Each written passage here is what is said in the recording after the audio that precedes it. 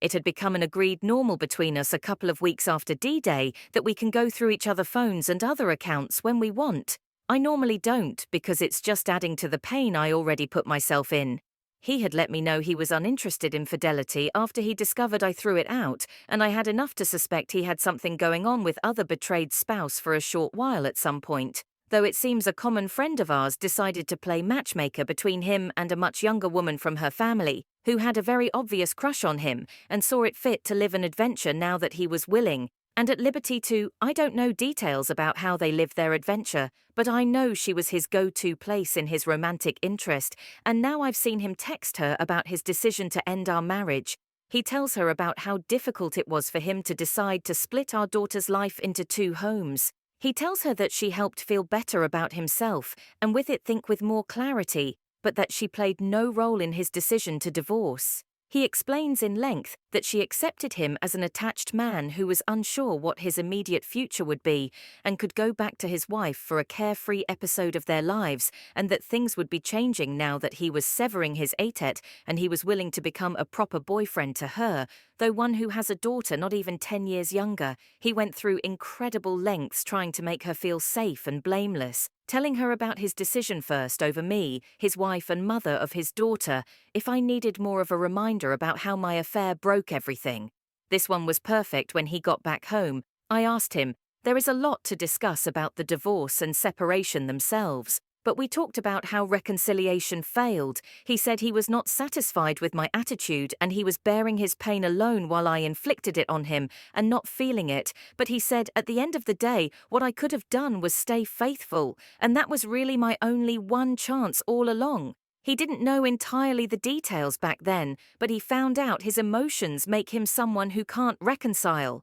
I now have to accept that he won't be my husband, my partner, my rock through this life. I was supposed to prepare for it for months, and I'm still not getting it right now. I'm still stuck with any idea of meeting another man, reminds me of and makes me want to throw up when I don't actually throw up. Maybe it's not that bad. Apparently, I have not found my way to become a safe partner again, one who could enter a man's life and make it a fulfilling marriage. He won't need to fear being cheated on. My BH is handsome and enters a life period with a dating pool full of interesting women bound to be to his taste. He already has one lined up, though I think she is too young. They could have a nice relationship until they move on. And maybe he'll find a next partner in life who will know no to treasure her chance to be for life with him anyway. It looks like he will be moving on and doing good, which at the end of the day was maybe the most important to me. Considering our daughter was never in danger, I did the worst I could, and my consequences are right there. Now I remember talking about it here, didn't erase what I do, but at least lifted some of my confusion and tendency to feel bad for myself with more relevant feelings. Edit. There is another milestone I dread before everything left is working on myself and co-parenting our daughter. When we're going to tell our families that we're divorcing, they'll be disappointed to no end, extra hard, because of how much they helped us when we had our daughter too young. We will have to tell why, and I don't know how I'm going to face my parents now. Edit 2. Affair was kept the other betrayed spouse was informed, and who knows who got to know after that. A few carefully chosen friends of ours were told, because there was a need to explain our completely newfound awkwardness and new behavior after D-Day. That's how a friend of ours decided it was time for her cousin to go bed. My husband, if she wanted him so much, I'm not completely following with the idea here, to be honest. The limited exposure was mostly from his idea, from what I gathered, since he agreed to take time before making a decision and to give fair consideration to reconciliation. He had to do it honestly, which meant he didn't know that he wouldn't get back with me. And in the event that he does, our family's knowing would make it too difficult to live through, or at least that would need to be decided in due time. Some individuals will never overcome a partner's infidelity once the trust is broken, once they can never regard their spouse the same, and it's their right to do so. Continue focusing on personal growth, attending counseling sessions, and striving to become someone trustworthy and proud of. If and when you get back into dating pool, be warned that most men would find your past infidelity a turn-off, and that again is the consequences of your own actions. Consequences of infidelity are always so tragic. Keep exploring the underlying reasons for your actions to prevent a recurrence. Ultimately strive to forgive yourself as part of your journey towards healing and self-improvement. Comments. I hope you take this as a learning opportunity to work on yourself. It's all you can do and would be a very mature and positive step. Thanks for sharing your story as I feel. It is likely very common, but most WS hide in shame when their story ends up this way. You have no need to continue to punish yourself. Just seek out therapy to help you deal with regret and to help you maintain a civil co-parenting relationship. As you well know, these are the most likely consequences of an affair. But you can pick yourself up and try to do better in the future. You need to work on yourself, not just move on, but look back. Try to figure out why you had the affair. Don't dismiss it as it was a terrible mistake. I don't know why I did it kind of thing. That means you are unaware of where you are weak, so you are untrustworthy even to yourself. You need to examine how and where you slipped in the first place, why you didn't stop, how you justified continuing in the moment and why that worked, what motivated you to push aside your commitment, etc. It's never a single decision, a single misstep. It's a series that could have been stopped at any point if you'd wanted it to stop. So if you haven't, you need a therapist who can help you talk about the affair, your marriage, and your likely upcoming divorce story to, hey, I am new here. However, D-Day is back in July of 2016. Yes, almost 7 years ago. I know I might get some hate comments and hopefully some positive ones too. It's okay, though I am here for help. I am the one that cheated on my husband. It lasted for 4 months. And I trickled truth to him after. As well, it was emotional first for the first 2 months and then went to physical. There was zero contact about a week after D-Day, but I did wave to him at a stoplight when my car pulled up next to his about a month later or so. There has been zero cheating. We have been to quite a bit of counselling. Right after, did an affair recovery group for a very long time. Few years actually, which involved weekly calls.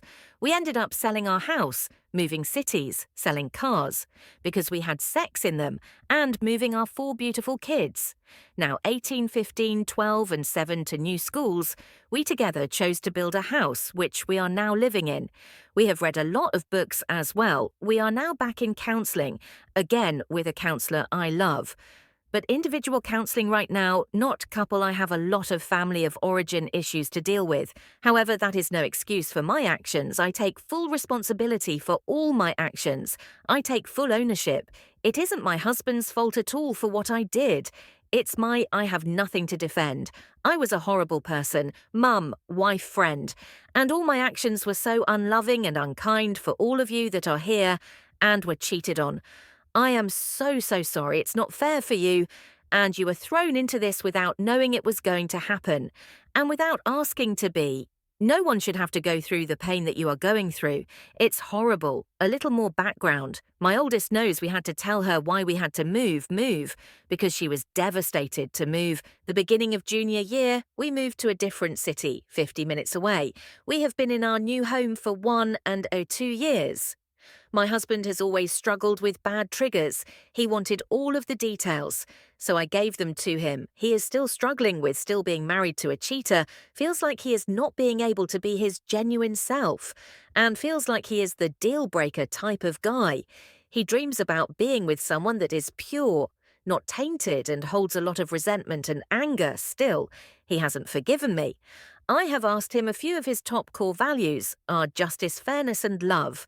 He put a postnup together, fall of 2022 on his own with a lawyer that took me a few months to sign, but I signed it. I have been a stay-at-home mum for the last 16 years, so there was some fear there because of the financial situation in it, and the fear he would just turn around and divorce me. He said he wasn't thinking about divorce at the time of signing, and that it would help him feel some justice. I signed it 4 months ago, hoping it would help him feel that and help him feel more safe. I am by no means not this unicorn recovery wife. I am trying and never want to give up. I have had to deal with shame, issues controlling mechanisms. I suck at empathy with him at times, so our convos about affair stuff goes in a circle. I have been and am growing, still learning and making changes. I genuinely want to be the best human can be. I want to be the best wife I can to him, and am so grateful for him in all he has done for us. I am very remorseful and feel horrible for him. He says he still loves me but doesn't want me. He still likes having sex with me but has triggers. Still, he has said I am a great catch and also that our relationship is better than others. Without the affair in it, we have a great time together.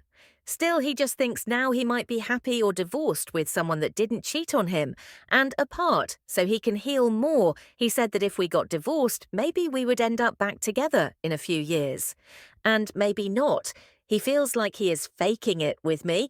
At times, we will be married for 21 years this August. I don't even know exactly what I'm looking for. Maybe advice, thoughts what I can do more of, or anyone that has a similarity. I genuinely love him so much. I want my family to stay together. I know I shouldn't have done what I did. It was so wrong. Sorry, this is long. You need to be more empathetic, op. Or you're going to lose him. He's trying to have some control over his marriage after you totally stripped him of it when you had your affair. He hasn't forgiven you. And if 7 years down the road he hasn't done so, it's unlikely he will anytime soon. He has 1 foot out the door. And my guess is he'll be out the door as soon as your youngest moves out. I do not know how things will work out for you if you have a postnup in place, which obviously benefited him financially. If you really need this to work out better, get your husband into individual counseling. That poor man never healed from your ordeal.